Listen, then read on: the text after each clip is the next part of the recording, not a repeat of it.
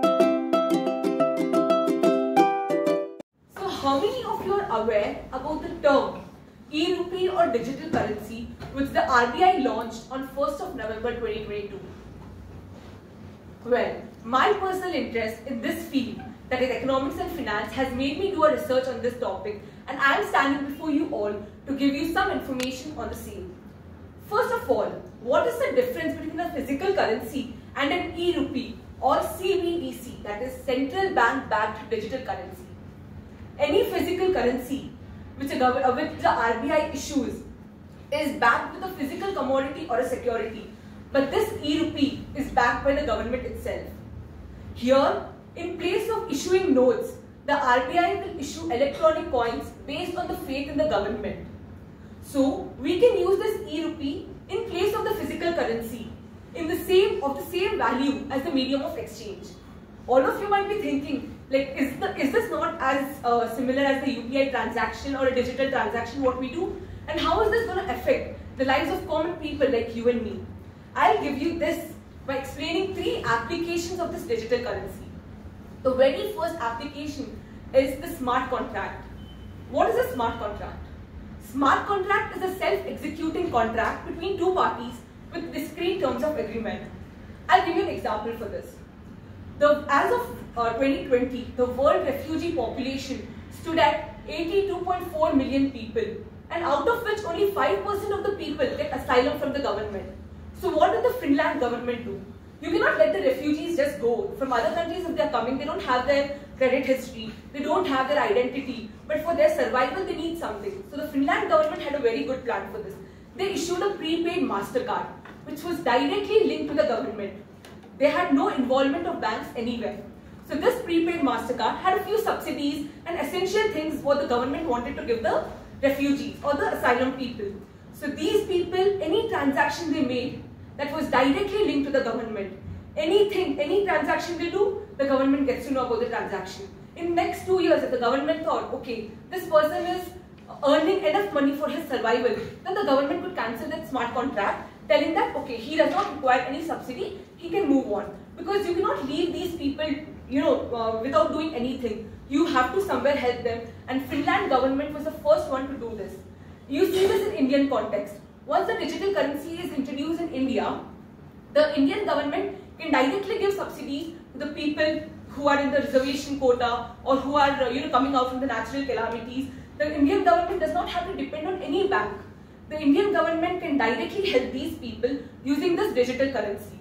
This is the first biggest superpower of the digital currency.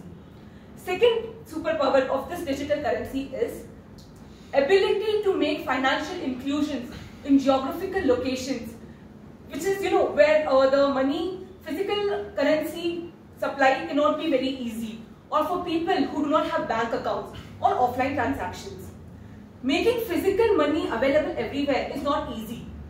A country called Bahamas in the Caribbean has around 700 scattered islands, and making physical currency available there is a bigger challenge. All of you might be thinking, why can't we do a UPI transaction? Absolutely. You can do a UPI transaction, but what about the people who do not have a bank account? Who do not have a bank account also have to do some digital transaction. That's why Bahamas government came up with this digital currency of theirs in the year 2020 called the sand dollar. In this Indian context, again you see a huge chunk of population do not have bank account, but everybody has an access to a smartphone and Aadhaar card using which this digital transaction can be done. People who are not in the financial system can be integrated in the financial system, and RBI can keep a track on every money issued by it. 2 parties having no ATM, no bank account, no internet connection, but still can do a digital transaction using this digital currency. This is the second biggest power of the digital currency. And the third power is the ability to make remittance in a cost-efficient manner. What is remittance? People who are living abroad, sending money to their relatives or families in India is remittance. But due to the exchange rate, the purchase power of that money is very much high in India. And did you all know that as of India is the world's highest recipient of remittances and has received around $87 billion in 2022. So this digital rupee is expected to lower the remittance rate. So this digital rupee, these are the three biggest powers of the digital rupee. E-rupee voucher is going to play a huge role in making digital transactions effective and efficient. It is going to be a big leap in establishing a new financial system for the new generation of India. China, India, Canada, Switzerland, everybody are in the race to crack this one code to become the superpower in the financial system, because all the countries in the world are not connected to this.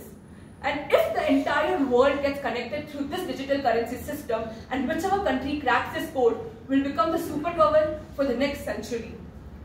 As this is an extremely vast topic, I tried my best to give you all a very small example on how e-rupee is going to work. I hope all of you will do a research on this topic and try learning more about it. Thank you one and all.